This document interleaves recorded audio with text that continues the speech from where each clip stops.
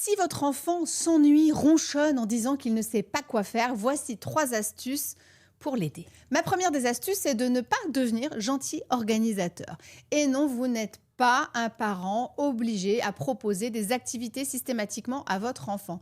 L'ennui, c'est très important pour l'enfant. C'est là où son cerveau va développer de multiples compétences dont, vous vous en doutez, l'imagination et la créativité, mais pas que. C'est là aussi où va se développer la confiance en soi. Donc, laissez vos enfants s'ennuyer en le rassurant sur le fait qu'il va bien trouver une activité pour s'occuper. La deuxième des astuces, si vous voyez que votre enfant est petit et qu'il a du mal à trouver une activité, eh bien, c'est de le lancer gentiment dans une activité qu'il va pouvoir découvrir par lui-même. Par exemple, construire le plus grand des trains ou bien la plus grande des tours. Privilégier des jeux où l'imagination est essentielle, comme un jeu d'imitation, par exemple, construisons un restaurant, proposons une pièce de théâtre, et puis vous vous éclipsez et vous allez voir que votre enfant, pris à son jeu, ne se rendra même pas compte que vous n'êtes plus là. La dernière des choses, c'est de pouvoir proposer à son enfant un bocal à idées, et ça, c'est une astuce que je trouve plutôt sympathique.